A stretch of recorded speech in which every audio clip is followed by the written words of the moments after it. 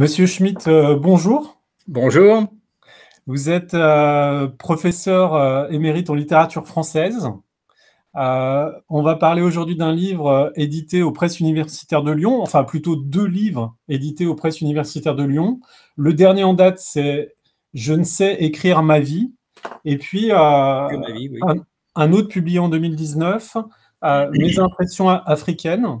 J'en profite pour remercier les Presses universitaires de Lyon, hein, qui nous ont permis quelque part de se rencontrer autour de cette parution et de faire un visio, j'ai envie de dire, autour presque d'un personnage, j'ai envie de dire, de la littérature française, Henri Calais.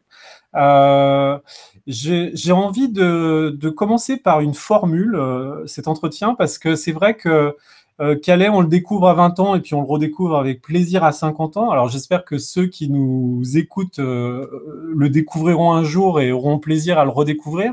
Et j'aimerais commencer par une formule que vous avez dans un des numéros de la revue Europe que vous avez consacré parfois à Calais ou à d'autres sujets. On l'adore, on l'ignore, on l'oublie, on le retrouve. Et puis, j'aimerais, parce que j'espère qu'à la fin de cet entretien, je pourrais dire avec les Calétiens, nous les Calétiens, je vais prendre une phrase que j'ai trouvée intéressante. À un moment, vous vous entretenez avec Jean-Noël Blanc, pareil, dans cette revue Europe, et qui était de novembre-décembre 2002. Vous le confrontez à une photo de Calais. Et là, il vous dit, en fait, bah, c'est marrant, j'ai jamais eu la curiosité de voir à quoi il ressemblait, en quelque sorte. C'est comme si j'avais préféré l'imaginer. Et c'est vrai qu'avec votre livre, dont vous allez nous parler maintenant, vous allez nous expliquer un petit peu la démarche qui a été celle de Je ne sais écrire que ma vie. C'est vrai que finalement, on découvre un homme qu'on a cru un petit peu connaître finalement par son écriture, parce que c'est un prosateur et un chroniqueur.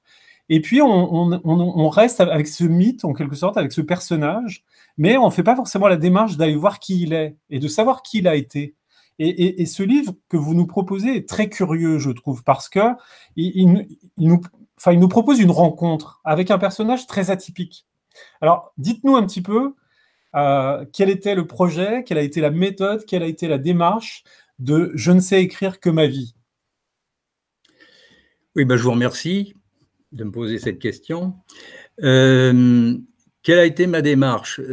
Calais est quelqu'un qui a une œuvre abondante et très dispersée.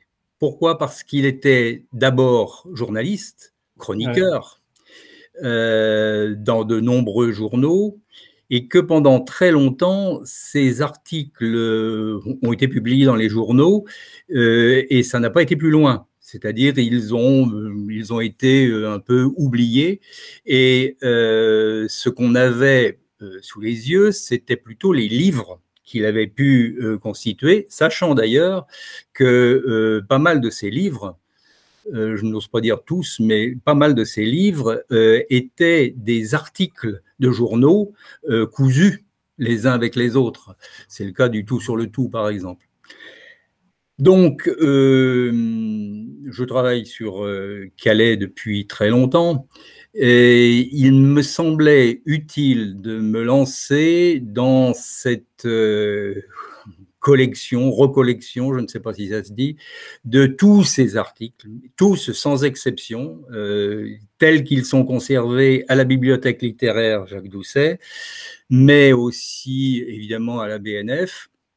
Donc c'est un travail très long pour rassembler l'ensemble de ces textes et pour essayer, à partir de ce rassemblement, essayer de dégager justement une figure, à la fois ce que vous appeliez un personnage, mais aussi une œuvre. C'est-à-dire, y a-t-il, c'est de ça qu'on va parler, je pense, y a-t-il des lignes de force dans cette œuvre et dans cette inspiration. Voilà, c'est ça qui a été la démarche. Et alors, j'ai eu la chance, j'ai travaillé, je suis universitaire, vous l'avez dit, mais je n'ai jamais travaillé sur Calais dans le cadre de l'université. Je n'ai jamais, ma thèse n'a pas porté sur Calais. Je n'ai jamais organisé de colloque Calais. Je n'ai pas dirigé de master ou de thèse sur Calais. C'est un travail que j'ai voulu en amateur. En amateur, parce que je pense que ce sont les lecteurs, ces amateurs, ce sont les lecteurs dont a besoin Calais. Et c'est un auteur de complicité, c'est un auteur secret, chaque lecteur pense qu'il a écrit pour lui. C'est un lecteur de complicité, de secret, de choses qui se contredisent, de mystères, de transparence tellement peu transparente qu'elles sont mystérieuses. Donc, j'ai voulu travailler dans cet esprit-là et non pas dans le cadre strictement universitaire que je ne méprise pas, mais qui ne me semblait pas adapté à Calais. Rejoindre cette petite troupe de Calaisiens. Oui. Avant que, parce qu'on va suivre finalement un petit peu, pour ceux qui vont nous écouter, la forme de ce livre que vous nous proposez, c'est-à-dire Oui. qu'on va suivre un petit peu les grandes périodes qui ont été celles de Calais, et puis à chaque fois on essaiera de peut-être parler d'une œuvre emblématique ou de deux œuvres emblématiques de cette période. Oui. Mais avant quand même, parce que c'est important, parce que c'est quelqu'un qui est mort finalement il y a peu de temps, hein, au moment du Covid. Il y a une préface à votre livre qui peut-être là évoquera des gens dans des lectures plus contemporaines, une littérature plus présente, mais en même temps, c'est quelqu'un qui dit aussi l'influence que peut-être a pu avoir Calais sur son œuvre à lui. Et j'aimerais que vous nous disiez comment s'est passée cette rencontre avec Joseph Pontus, hein, qui a été connu pour une œuvre qu'il a fait à la table ronde, hein, Une vie difficile, et il est mort cette année tout jeune, hein, c'était un tout jeune écrivain, et comme certains écrivains ou comme certains lecteurs en quelque sorte, il a... alors déjà, il dit une phrase, je trouve, qui est emblématique de Calais, il dit « Comme lui, je crois n'avoir jamais su écrire que moi et les petites vies qui m'entourent ». Et puis, il dit quelque chose aussi qui m'intéresse, c'est-à-dire, il dit, voilà, il y a les petits maîtres en littérature, il y a Daby, il y a Bernard, il y a Calais, et ces gens-là sont aussi très formateurs dans une vie d'écrivain, quand on décide finalement de se raconter un petit peu, ou de raconter la sociologie de laquelle on est issu. Oui, alors, Joseph Pontus, j'ai été mis en relation avec lui par Nathalie Petitjean, la directrice des Pulls, qui m'a proposé justement une préface de ce Joseph Pontus. J'avoue que je ne le connaissais pas. J'en ai profité évidemment pour le connaître et connaître son livre, c'est ça. J'ai échangé avec lui par mail, plusieurs mails, toujours très chaleureux et très sympathiques. Et j'ai trouvé qu'il était bien dans le ton qu'il fallait, qu'il disait des choses à la fois communes avec moi et très différentes, et puis qu'il est beaucoup plus jeune. Donc, il avait forcément un autre regard. Il n'avait pas l'histoire que j'ai pu avoir avec le développement de l'intérêt sur Calais. Et nous avons donc échangé. J'ai accepté cette introduction. Non, c'est pas une introduction, c'est une préface. Cette préface avec plaisir, et ce qui est évidemment émouvant et tragique, c'est que le dernier mail que je lui ai envoyé à Joseph Pontus, je lui disais vivement qu'on en finisse avec la pandémie, parce qu'il sera grand temps de sabrer le champagne ensemble pour la sortie de ce livre. Il m'avait répondu oui, bien sûr. Quel plaisir de savoir que ce livre va paraître bientôt. Quant à se voir, les développements de mon cancer sont très mauvais et il n'est pas sûr que ce soit possible. Et il est mort 15 jours après. Donc, voilà. On lui rend quelque part un petit peu hommage aussi oui. aujourd'hui. Je me rends compte que j'ai écorché le titre, bien sûr, par le stress. C'est pas Une vie difficile, mais c'est À la ligne. C'est ça, voilà. J'allais vous le dire. Et vous êtes poli, c'est bien. Et donc, du coup, ce que j'aime bien quand il parle de votre travail, en fait, il dit ce livre nous permet de rencontrer non le Calais des livres, mais celui du métier, parce on est plongé dans l'ombre de son travail et de ses doutes. Voilà. Et puis, il relève peut-être quelque chose qu'on apprécie chez Calais, c'est-à-dire l'humour et la mélancolie en sourdine, et un homme qui jamais ne se départit de son humanité, mais ça, on va avoir l'occasion d'en parler. Et pour en parler, j'aimerais que on commence par la période où il n'y a pas de parution. Alors, il y a peut-être sans doute de l'écriture chez Calais, mais en tout cas, pas d'œuvre éditée. C'est une partie qui va en quelque sorte de 1939 à 1945, hein, 10 ans où il a un petit peu un touche-à-tout. Et là, alors j'ai eu plaisir finalement à rencontrer un petit peu des brides biographiques qui sont presque mythologiques en quelque sorte, parce qu'elles sont très brèves. Enfin, on sait peu de choses finalement de ce qu'il distille à travers toute son œuvre. Oui, alors vous parlez proprement de la période 39-45, de la guerre, quoi. Non, je me suis trompé, excusez-moi, je suis Ah vraiment bon? stressé aujourd'hui. Je voudrais qu'on parle de la période sans écriture, la période qui va de 1904 à Ah 1935, voilà, c'est ça. où on apprend comment Henri Calais choisit ce nom, qui n'est pas son nom, où on apprend un petit peu à savoir quelles étaient ses origines familiales, les lieux où il a vécu. Et j'aimerais que vous nous parliez un petit peu de ce Calais, cette enfance, cette adolescence, cette jeunesse qu'on entrevoit à travers aussi son œuvre. Alors qu'on entrevoit, et même qu'on entrevoit tout à fait, parce que ces 30 premières années, disons, qui sont sans publication, c'est sa jeunesse, quoi, sans publication. Et il explique d'ailleurs qu'il est venu à la littérature par la belle lurette, et en fait largement par hasard. Cette période, on la connaît très bien. Alors avec les zones d'ombre qu'il sait parfaitement mettre en place, il met la lumière où il faut, il est très malin. Ces années, on les connaît très, très bien parce que cette jeunesse, cette enfance et la nostalgie et la mélancolie qui s'y attachent, c'est le fond de son œuvre. Il a parlé aussi d'autre chose, mais le fond de son œuvre, c'est ça. C'est la nostalgie d'un passé, d'une enfance, d'une enfance, d'une naissance, d'une enfance et d'une jeunesse passée. Ce qui nous permet, par exemple, de le connaître, lui, de connaître les différentes étapes de sa vie, dans le désordre d'ailleurs, et puis aussi de faire connaissance avec des personnages qui sont absolument fondamentaux pour lui, qui sont ses parents. À la fois sa mère et son père, pardon, pour des raisons différentes, mais très important parce que ce père, qui n'est pas son père biologique, peu importe, comme je l'écris, son père, c'est celui qu'on se donne. On a le père qu'on se donne, le père biologique étant un détail.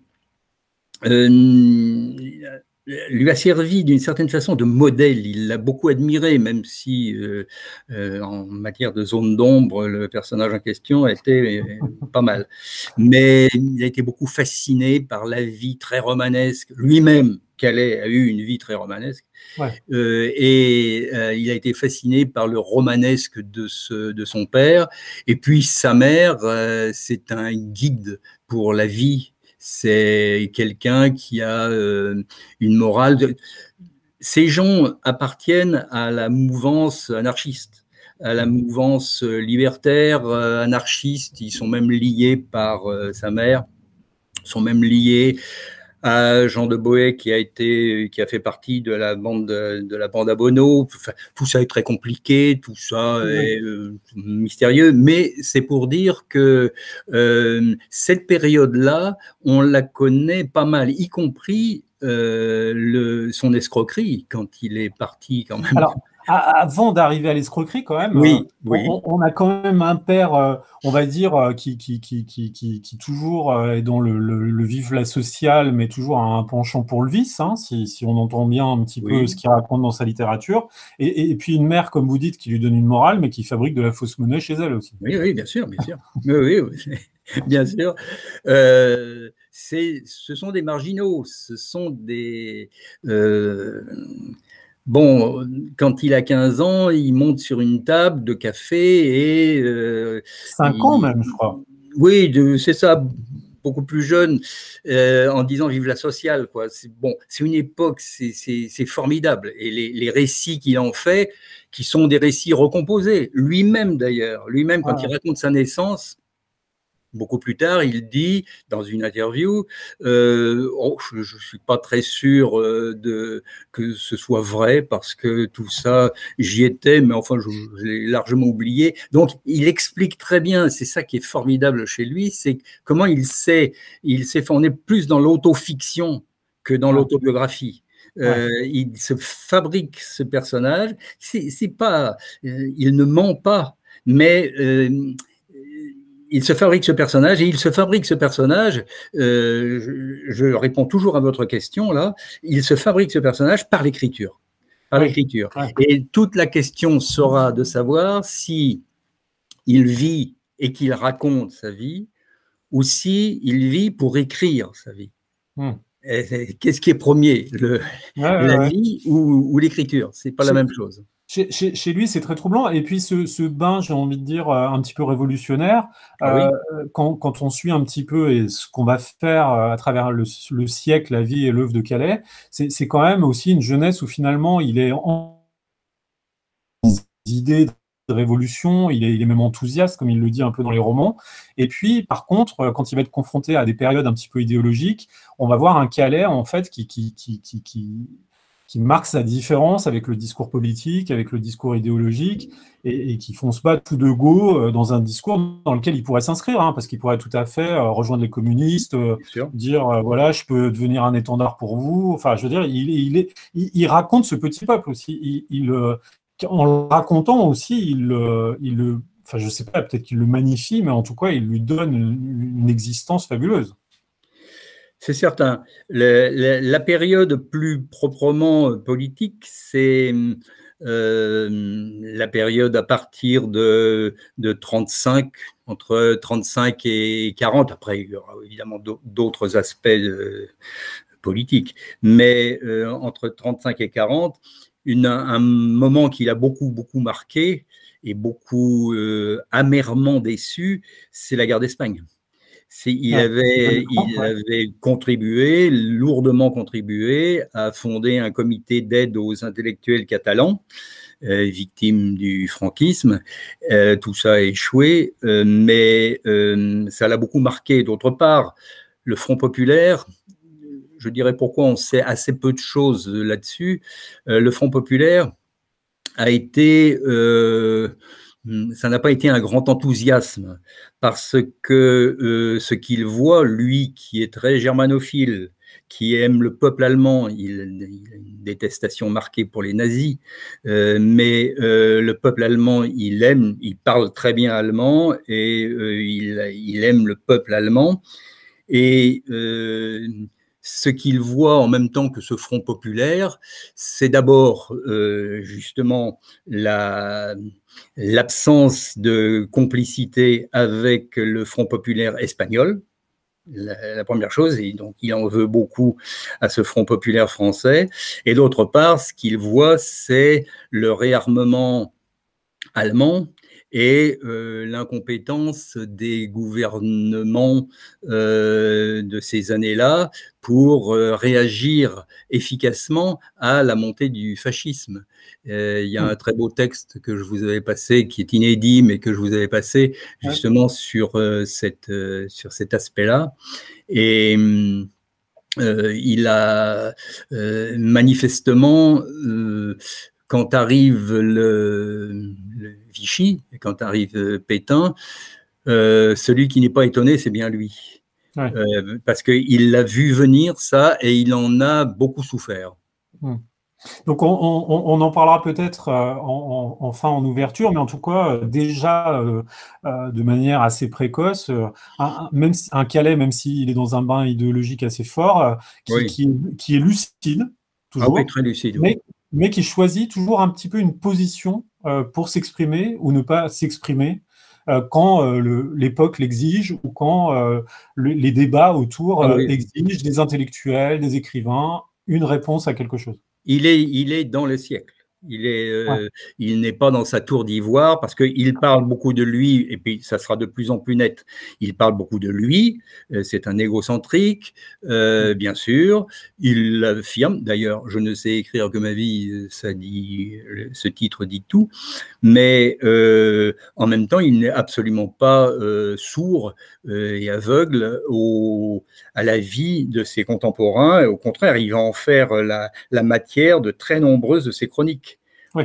Qui sont passionnantes à partir de celles qu'il a écrites, qui ont été réunies dans Contre l'oubli après la guerre, grâce à Pascal Piat, qui était un de ses amis intimes, et des autres articles qui ont été réunis dans Deux Malucarnes, qui sont ouais, ça a été publié beaucoup plus tard, mais ces articles sont de la même époque.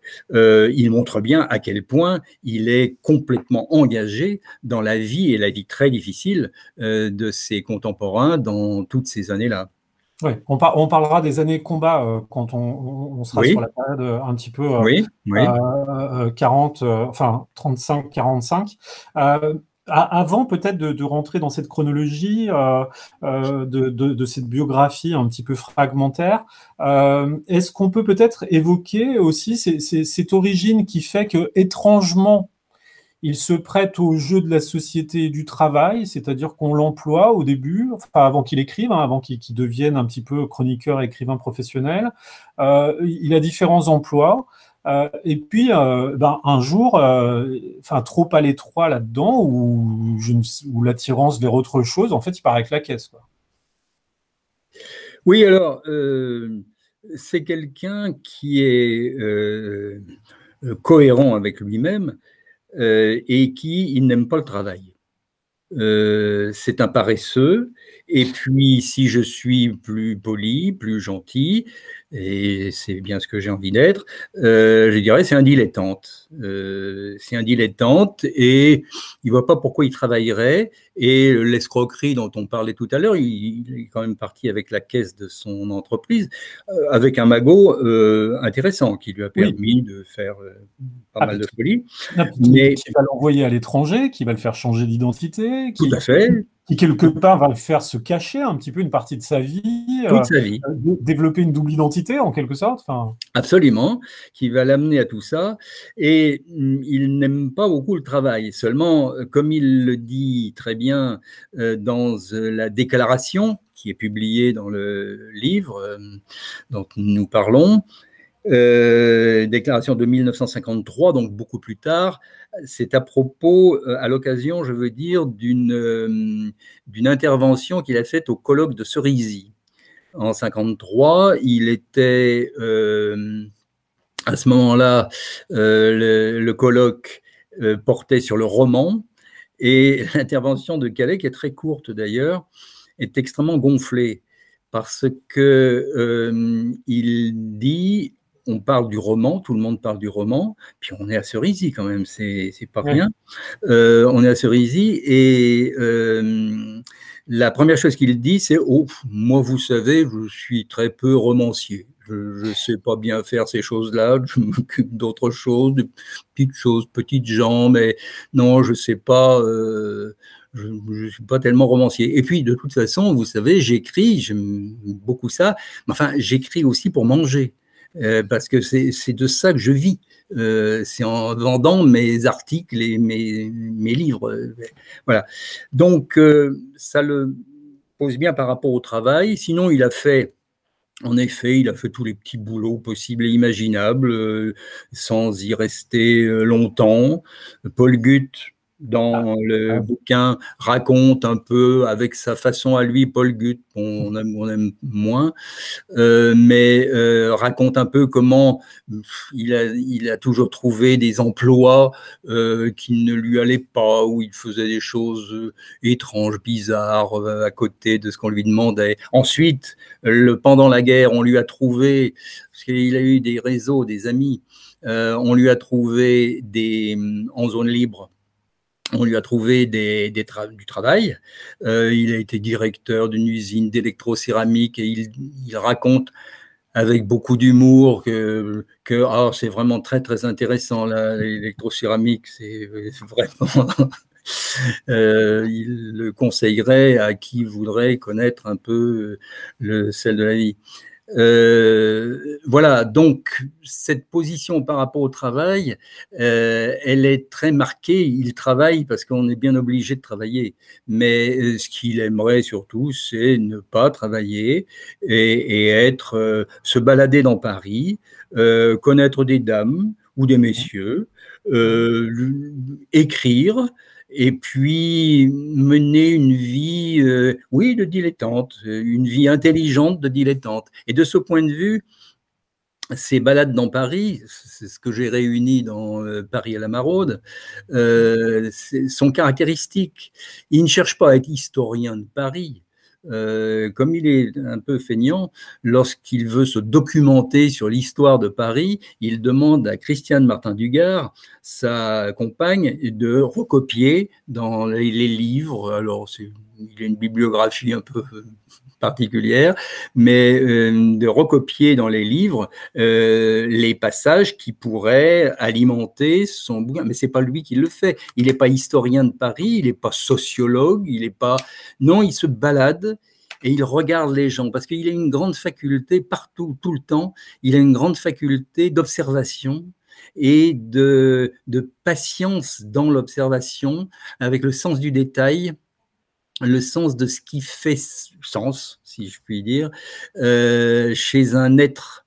Le mystère des êtres l'intéresse beaucoup. Même lorsqu'il est il est amené à faire ses enquêtes, ce qu'il observe chez les gens, c'est pour ça que ce ne sont pas des enquêtes sociologiques, mais ce qu'il regarde, c'est ce qui fait que ces personnes, comme il l'a été lui-même, dans des positions sociales et professionnelles pas toujours désirables, pas toujours désirées, comment ces gens se font une poésie à eux. Quelle est la dimension, je n'aime pas ce terme, la dimension poétique de chacun derrière ces récits professionnels ou sociaux ou affectifs? Quelle est sa part de poésie? Et là, ses enquêtes sont extraordinaires pour ça, de sens, alors qu'il fait ça très vite. Hein, c'est un entretien qui dure, qui n'est pas très long. Hein, et il arrive à distinguer justement tout de suite ce qui fait le détail signifiant d'un être. On va en parler à plusieurs reprises. Ça me donne envie parce que c'est vrai que sur ces brides biographiques d'une vie avant l'écriture, on pourrait dire beaucoup de choses. On va peut-être pas révéler tout de suite d'où vient le nom Henri Calais, ça sera à ceux qui le lisent de le découvrir. Mais en tout cas, en 1935, il propose un manuscrit. Et en tout cas, il a découvert quelque chose en foutant le camp avec la caisse, c'est le plaisir d'écrire dans des endroits un petit peu exotiques, au calme, en paix. Et ça, c'est un grand plaisir pour lui et ça va lui permettre de fournir son premier livre que Jean Paulhan va accepter, c'est La Belle Lurette. C'est ça. Alors, La Belle Lurette, c'est ce que vous venez de dire. C'est, oui, on le voit à l'écran. C'est ce que vous venez de dire, c'est-à-dire que... J'ai une couverture un peu plus récente, hein, parce que j'ai trouvé que des vieilles couvertures sur Internet, mais il vient d'être réédité avec cette couverture un peu plus graphique. Oui, c'est très bien comme ça. Cette Belle Lurette, effectivement, a été, parce que par l'intermédiaire d'un ami, son manuscrit a pu être, c'était un très petit nombre de pages. Son manuscrit a été communiqué aux gens de la NRF. Alors, Paulan, qui l'a accepté avec grand éloge, disait-il. Et bon, tant mieux pour lui, parce que d'une certaine façon, il doit tout à Paulan. Il doit tout à Paulan depuis l'acceptation de la belle lurette jusqu'aux années 40, jusqu'à toutes ces années où il lui a trouvé du travail, par exemple. Il doit énormément à Paulan. Leurs relations se sont distendues par la suite. Paulan en a un peu souffert. Mais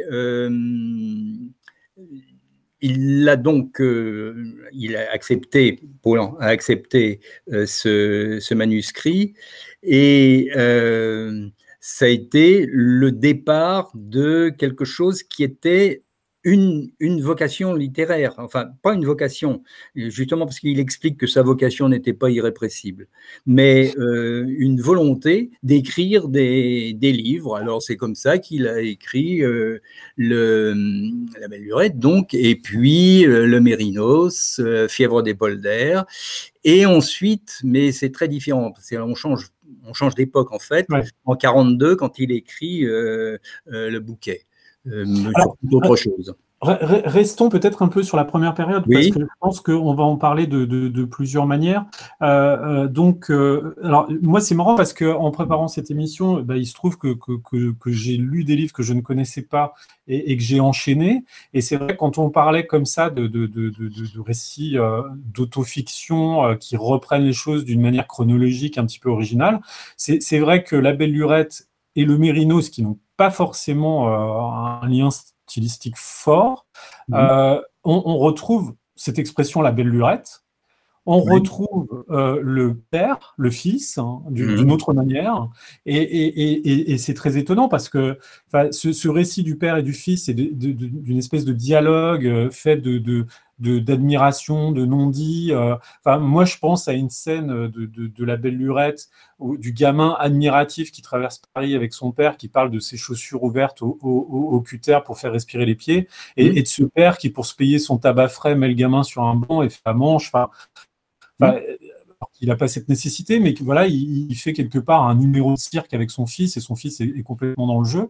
Et puis, dans le Mérinos, là, on a le père et le fils qui partagent une soupente pour quelque part être plus fort dans la misère, et il y a une espèce comme ça de vase communicant entre les deux, entre admiration et reproche, entre même, je sais pas comment dire, ADN. Et je trouve que ces romans, alors parce que La Belle Lurette, c'est vrai que là, alors commence la critique qu'on fait de lui aussi. C'est ça l'intérêt de votre livre, c'est de contextualiser les choses. Donc une critique où on lui trouve un certain pessimisme, on lui trouve une espèce de réalisme un peu glauque. Et puis, quand arrivent d'autres romans comme le Mérinos ou des choses comme ça, là, on commence à faire un parallèle avec Céline. Mais on trouve que par rapport à Céline, c'est peut-être un peu faible, c'est peut-être un peu vain. Lui, en fait, accepte pas trop ce parallèle, se retrouve pas trop dans cette comparaison. Voilà, ça, j'aimerais bien que vous en parliez, parce que je trouve que c'est assez important, parce que quand on va parler du bouquet, cette question prend une autre dimension, en fait. Oui, alors, effectivement, la réception de La Belle Lurette a été très particulière, parce que il y a des gens qui ont aimé tout de suite, qui ont tout de suite adhéré, mais ce qu'on a repéré immédiatement, c'est une espèce de post-naturalisme et de ce que vous appeliez glauque, de pessimisme foncier, peut-être outré. C'est pas moi qui parle, évidemment. Complaisance avec la... oui, c'est plus pour Fièvre des polders, mais complaisance dans le désastre. C'est ça, complaisance, voilà, complaisance dans le désastre. C'est une bonne formule.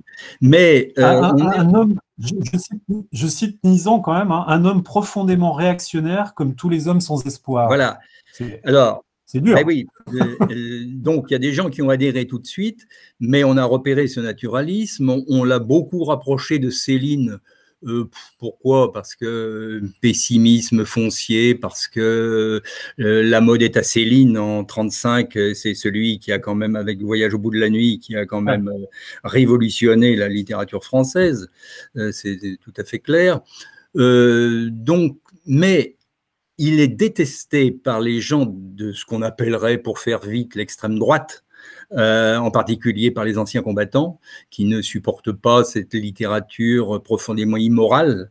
Et à l'autre bout, il est détesté par les staliniens, qui, hénisant, est stalinien à l'époque où il écrit ce que vous disiez, voit quelqu'un qui est beaucoup trop, Trotsky a dit la même chose de Céline, qui est beaucoup trop désespéré pour pouvoir être révolutionnaire. Et alors ça va poursuivre Calais toute sa vie.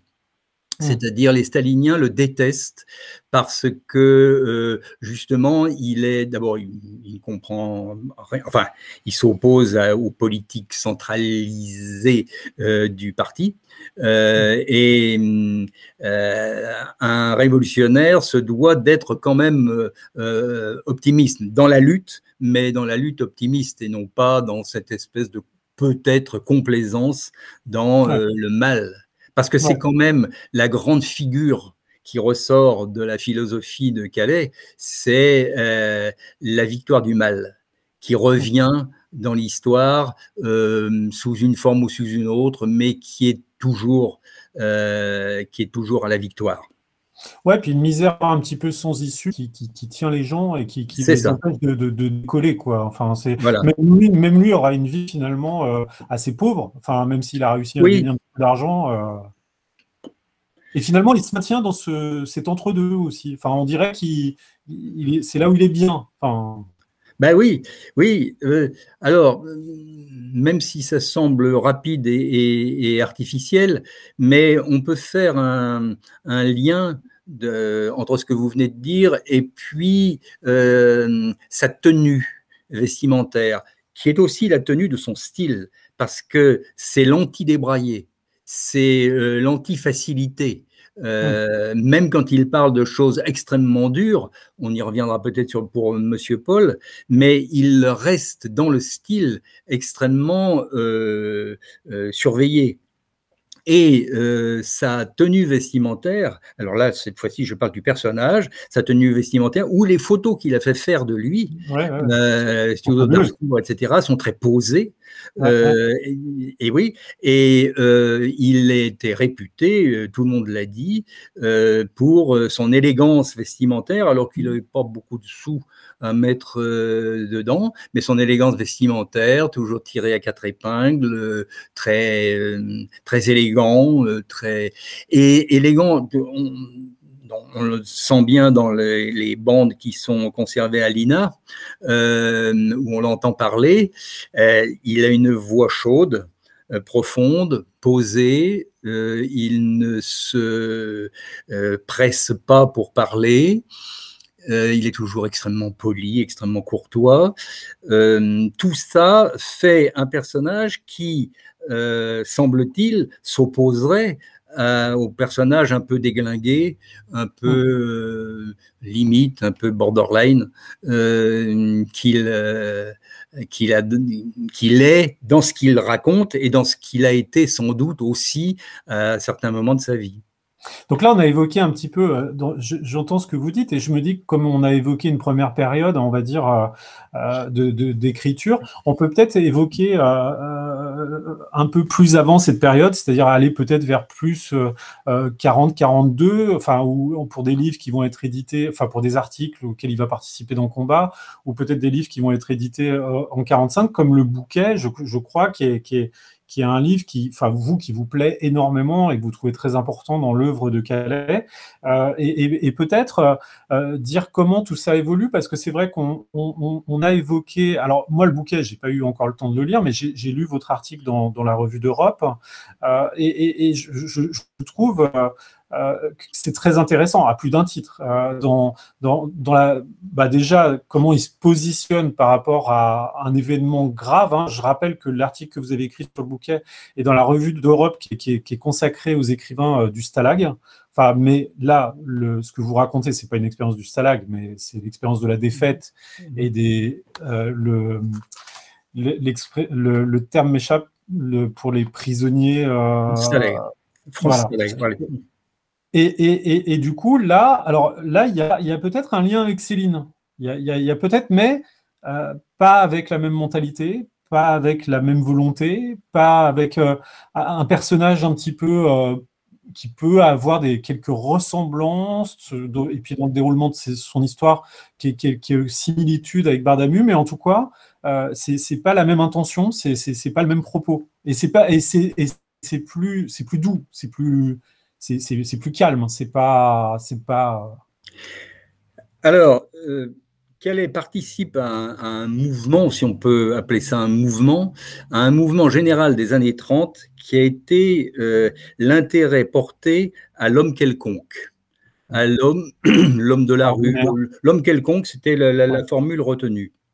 Et de ce point de vue, on pourrait faire un rapport entre le héros, enfin c'est pas un héros, le personnage du bouquet, Guet d'Amour, il fallait le trouver ce nom quand même, Guet d'Amour. Guet d'Amour et Bardamu, autre nom qu'il fallait trouver, de Céline. Mais ça c'est un tic sans doute de prof. Je me méfie beaucoup des rapprochements. Ça fait un petit peu dernière partie ou conclusion de dissertation.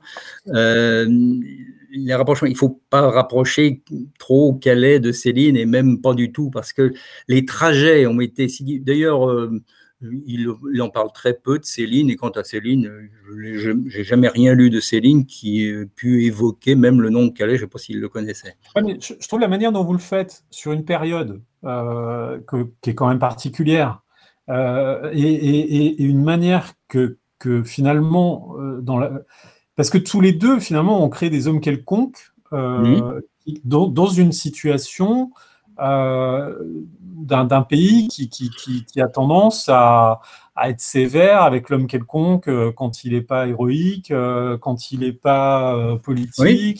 Mais c'est que vous êtes quand même intéressé aussi à cette littérature d'après-guerre où des prisonniers racontent leur vie de stalag, tout ça. Mais finalement, même si tout ça se raconte d'une certaine manière, c'est accepté et entendu d'une certaine manière. Mais par contre, ce que raconte Calais, finalement, c'est un angle mort. C'est la chose qu'on ne veut pas raconter. Et son personnage a un positionnement très original. Tout à fait. Il est systématiquement du côté de ce qu'il appelle lui-même les battus de la vie, c'est-à-dire des gens qui subissent l'histoire, mais qui ne la font pas. Elle se fait sans eux et elle se fait très largement contre eux. Je ne sais pas d'ailleurs si aujourd'hui ça serait très différent. Les battus de la vie. Pardon ?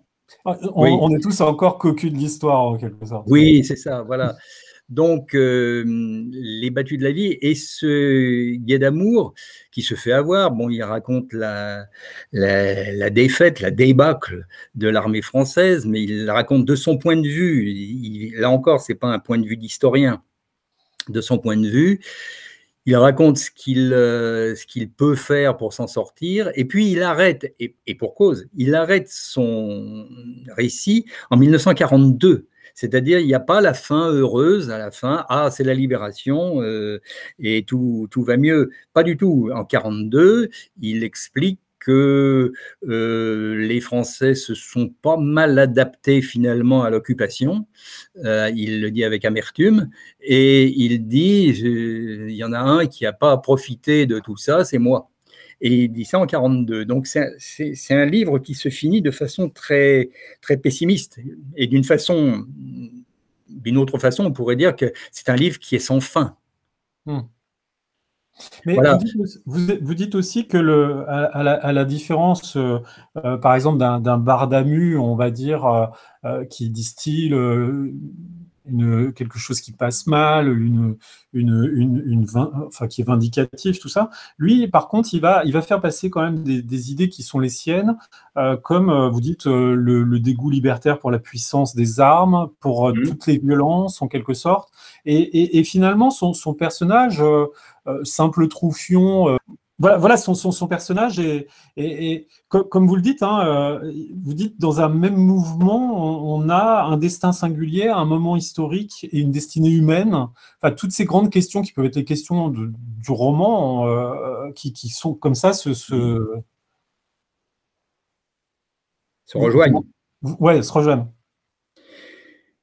Oui, alors, ça va être son point de vue jusqu'au bout.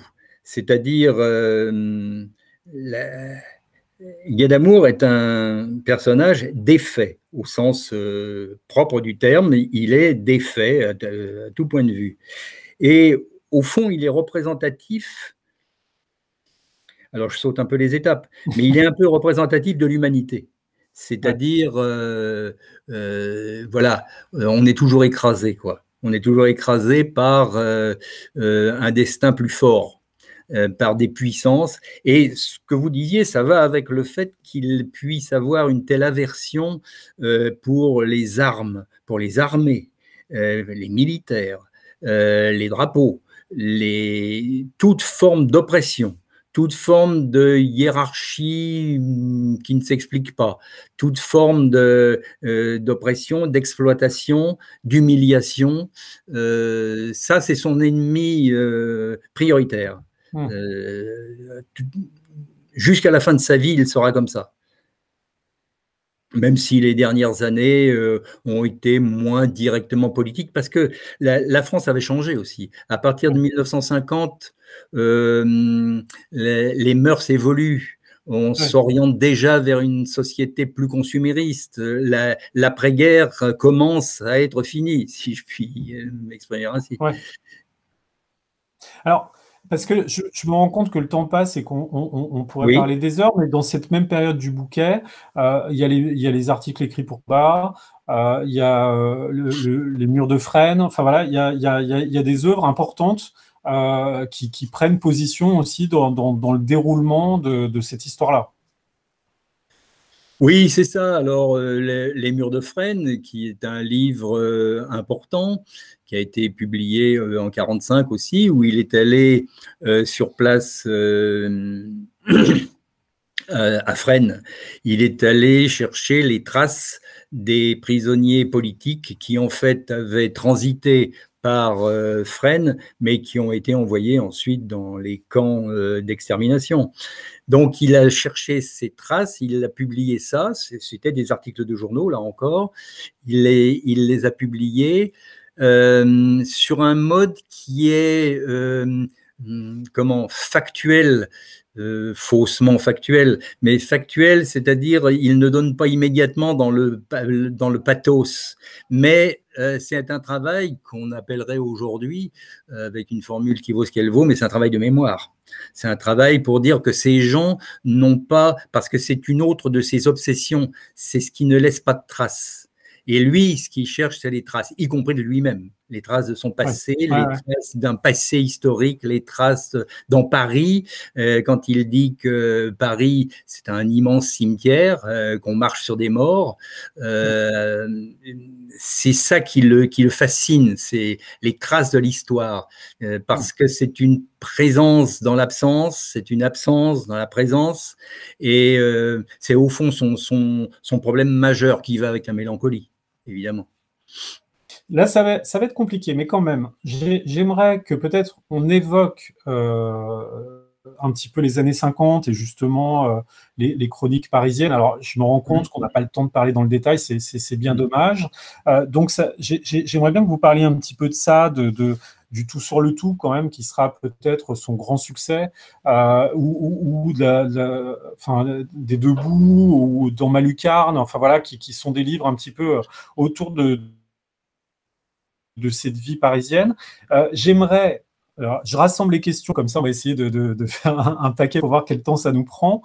J'aimerais, vous dites à un moment que Monsieur Paul c'est un roman décisif du XXe siècle, et ça, j'aimerais vraiment vous me disiez pourquoi. Et puis, j'aimerais qu'on parle de votre livre paru en 2019, Mes impressions africaines, parce que je trouve que là encore, il y a peut-être matière à parler un petit peu de la manière qu'a qu'elle est d'écrire, de rencontrer. Alors, évoquons peut-être le tout sur le tout, les chroniques parisiennes, enfin, dans ma lucarne, enfin, c'est un peu énorme à aborder en 5 minutes, mais cette période des années 50, il meurt en 56, hein, Oui. donc on va dire que c'est une période un petit peu à la fois faste et en même temps pas encore gagnée, mais en tout cas où le succès, quand même, la reconnaissance est plus importante, peut-être sur le mode de la chronique. Voilà, alors effectivement, je vais simplifier et résumer. De toute façon, le détail se trouve dans le livre, hein, bien sûr, mais je vais simplifier. Effectivement, c'est ce qui a constitué le tout sur le tout, et puis ces chroniques que vous appelez de la vie parisienne, c'est là où il montre son attachement aux gens, aux petites gens, aux gens de la rue, aux scènes de la rue, et elles sont à percevoir dans cette perspective-là, sans aucun doute. Mais en même temps, c'est une période où que j'aimerais, où ce qui me semble très important, c'est le ton sur lequel tout ça est écrit. Le ton qui est un ton, il parle de l'humour gris, il parle de son humour à lui comme l'humour gris. Et ça, c'est fondamental. C'est lui qui a inventé cet humour, qui n'est pas l'humour rose ou l'humour noir, mais l'humour gris, et qui traverse un peu l'humour et les formes diverses justement d'humour, traverse toute son œuvre de cette époque, que ce soit le livre qu'il a fait à partir de son voyage sur l'Italie, en Suisse, ou même ce qui n'a pas été terminé, ce serait trop long d'expliquer pourquoi, mais qui n'a pas terminé de son voyage en Afrique du Nord. C'est à chaque fois un ton qui est... On sent la mélancolie, on sent la nostalgie, on sent parfois, ça c'est dans les articles réunis dans Contre l'oubli, une grande colère, mais ce ton qui me frappe le plus chez Calais, c'est l'entertainment. Il n'y a pas tellement de mots français qui diraient la même chose, c'est-à-dire cette façon de faire un peu l'imbécile, de faire comprendre sous ce qu'on dit que les choses ne sont pas aussi simples qu'elles ont l'air et qu'elles sont parfois bien ridicules et bien exaspérantes en même temps. Je crois que si j'avais à réunir, parce que c'est trop long, et puis il faudra encore le détailler dans le livre, mais si j'avais à réunir tout ça sous une même bannière, ça serait celle de l'humour. Moi, ce que je trouve intéressant aussi sur cette période où finalement on pourrait dire que c'est pas qu'il se relâche ou qu'il devient plus léger, mais en tout cas il est plus à l'aise dans son écriture et il prend peut-être aussi un petit peu de distance avec le temps. Mais c'est ça qui est très curieux avec Calais, c'est que quand on le découvre, qu'on lit La Belle Lurette ou Tout sur le tout, il y a quelque chose d'un petit peu atemporel, mais en même temps, il y a quelque chose d'un petit peu d'un temps passé, qui plaît aussi, qui séduit tellement c'est précis. Et en même temps, avec votre livre et puis avec la description de cette période, on découvre un homme finalement qui est un homme du XXe siècle, enfin qui est né au début du siècle et qui a traversé différentes périodes et qui a été amené à vivre dedans, s'en mêler et s'exprimer à chaque fois dessus, et un homme qui s'adapte. C'est-à-dire qu'il est pas à contre-temps, il est toujours là, il est toujours dans le paysage littéraire, il ne suit pas on va dire les grandes tendances ou les grands mouvements, parce que vous les décrivez, ces mouvements littéraires des années 50, on passe du récit de résistance ou de Stalag à l'existentialisme. Après, on a Suran. Enfin voilà, on a différentes périodes, mais lui est toujours là, s'adapte, est toujours curieux de ce qui arrive, du temps présent, et en même temps ramène des choses du passé avec pas mal d'élégance, avec pas mal de vérité. Enfin, avec un art formidable de la digression. C'est-à-dire, il Ouais. commence à parler de quelque chose et puis il parle de toute autre chose, soudain, et qui est un souvenir personnel. C'est pour ça Ouais. que quand on fait la réunion de toute son œuvre, on a effectivement, comme vous le disiez, on a une histoire du premier XXe siècle, de la première moitié du XXe siècle, Ouais.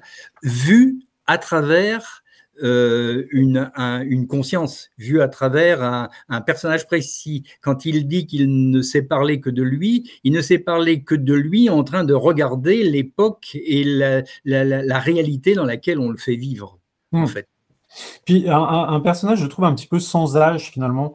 On a toujours C'est vrai, mal à situer c'est son vrai. point de vue dans la temporalité. Puisqu'on parle du XXe siècle, alors pourquoi Monsieur Paul est un roman décisif du XXe siècle, Michel Schmitt? Parce que, alors décisif, c'est moi qui le dis, hein, Oui, mais oui, parce oui. que c'est un roman d'une dureté incomparable. C'est une analyse de la naissance de son fils. Il explique à son fils, qui est tout petit, qui est un bébé, il lui explique de quoi et comment il est né à travers donc hors mariage et à travers des relations épouvantable avec la mère de son fils, qui était Antoinette Nordman, et qui explique ça avec une cruauté et une crudité que j'ai rarement trouvé dans d'autres livres. Il y a une introspection, une façon de se dégoûter lui-même et d'être dégoûté par le reste en s'adressant à un bébé quand même. Ouais. Ça, Mais en lui vendant aussi un petit peu comme un vendeur de tapis, ce qui a pu être aussi pas mal dans tout ça. Ça a toujours un ton enfin, un peu décalé, quoi. Un peu, Oui, oui, un ton décalé, mais malgré tout, un livre. Si j'avais à désigner un livre sur l'échec d'une vie, ouais. ça serait celui-ci, parce que là encore, c'est un échec sans espoir, c'est un échec définitif. Et le plus dur de tout, c'est, je le dis pour la troisième fois, c'est qu'il s'adresse à son enfant, à un bébé, où Hmm. il lui dit de quoi il est né, c'est-à-dire il est en train de lui fixer un destin épouvantable. Hmm.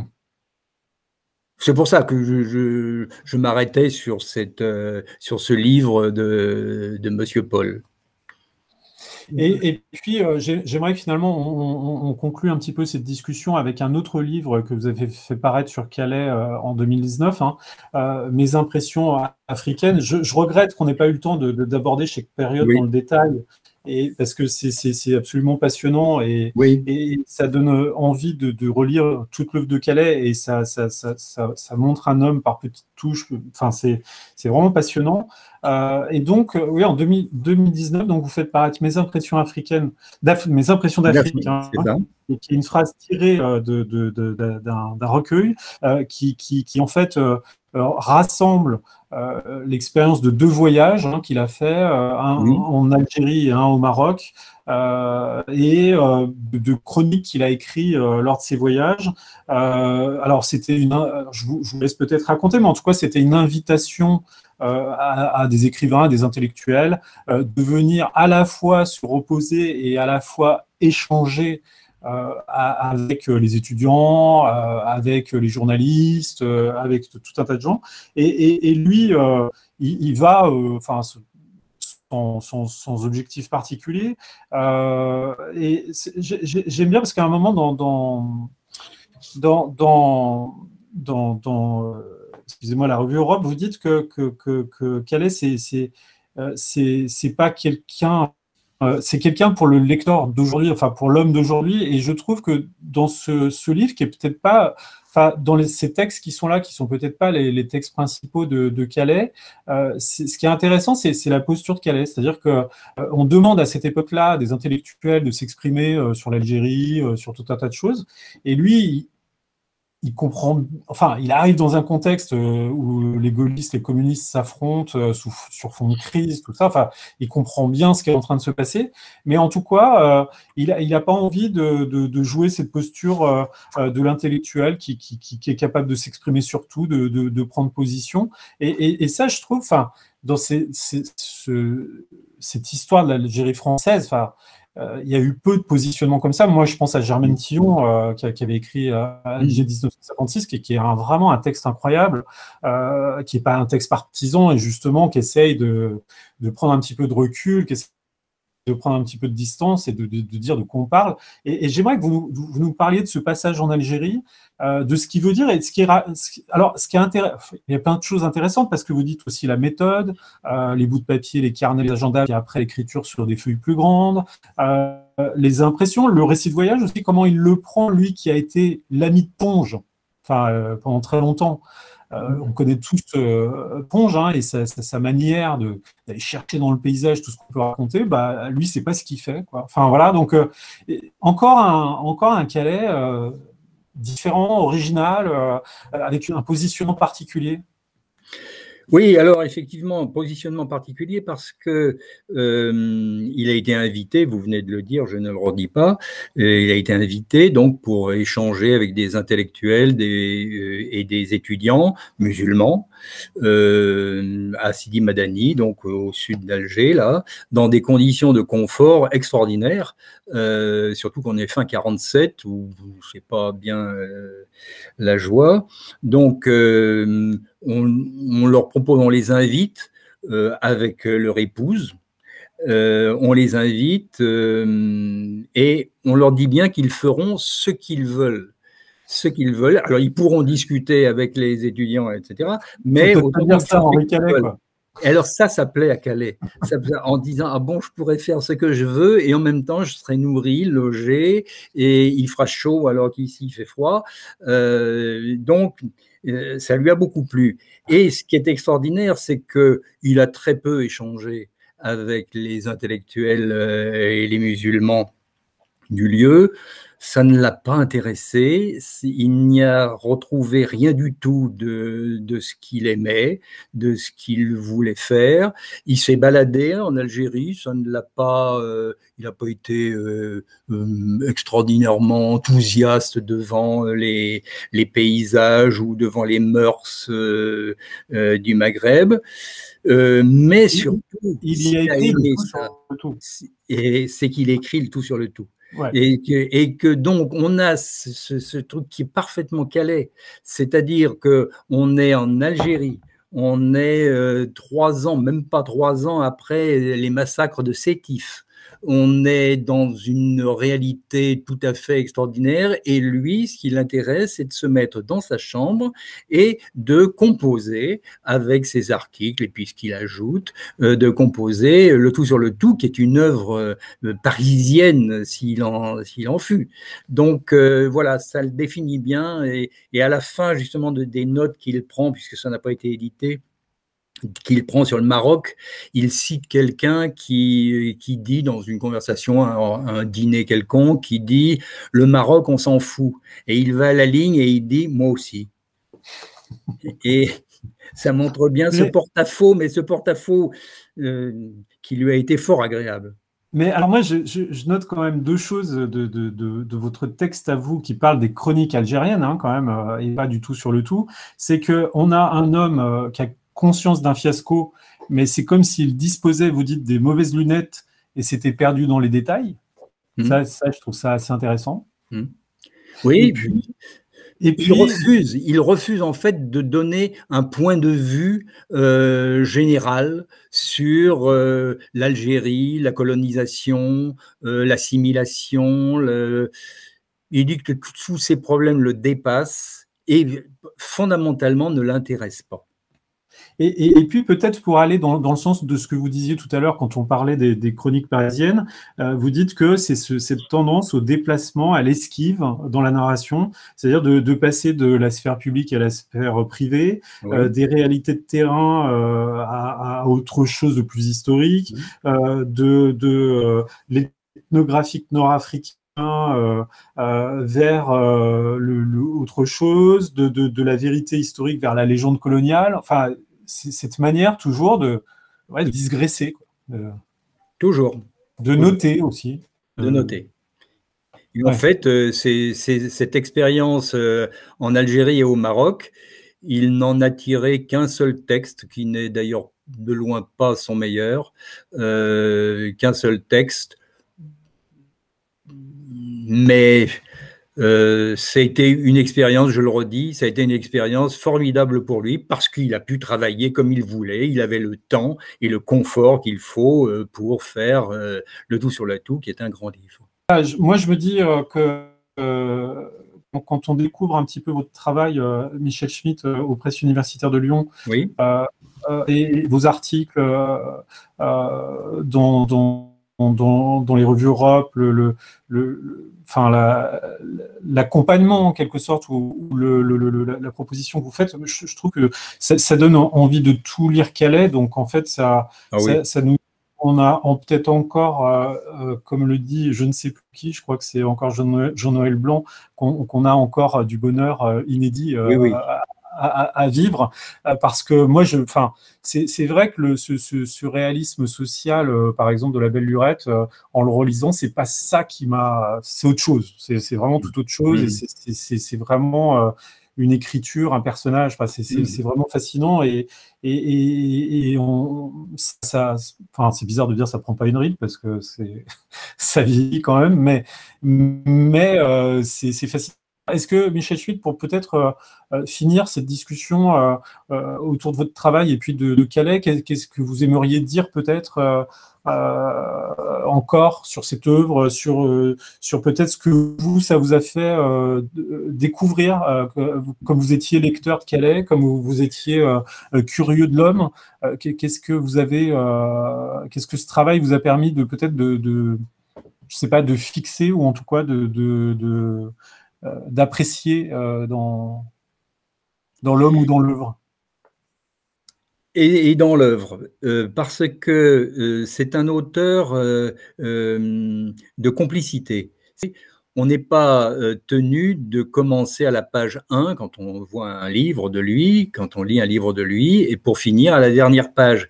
C'est un auteur, on peut picorer dedans, on peut prendre, surtout que comme il a une écriture courte, ça va très bien, et il y a toujours quelque chose à tirer d'un de ces articles où je parlais de son humour, ou bien parce que c'est intéressant sur tel ou tel aspect de l'histoire, ou bien parce que ça dit des choses tellement pittoresques sur sa vie. C'est un auteur donc sur le long terme, et qui c'est pas Proust. C'est pas la cathédrale qui... Non, pas de cathédrale du tout. On est avec lui, mais quand on veut, ça fait depuis, je sais pas, 25 ans que je travaille sur Calais, je ne m'ennuie jamais. Je ne sais pas si même je relis les mêmes choses.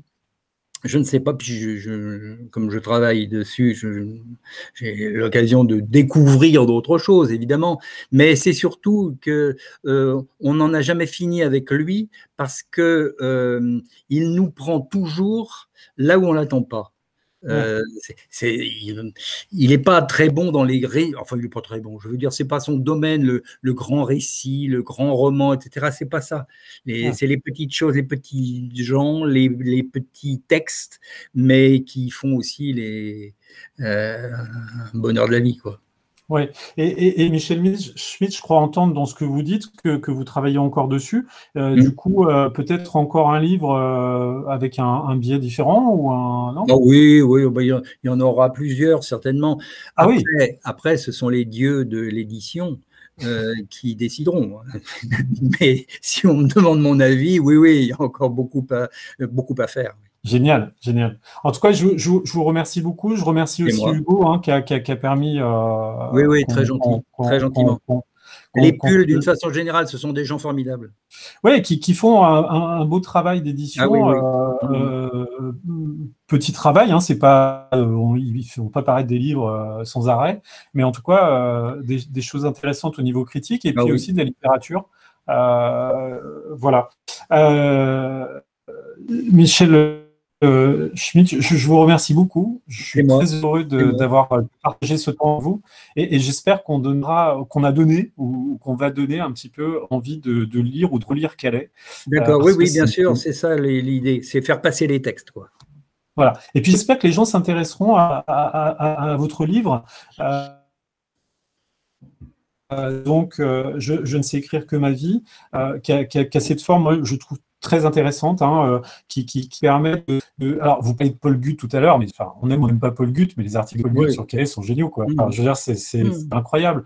Et on a différentes personnalités, on a différents regards, on a cette contextualisation dans le moment culturel de l'époque, dans le moment politique.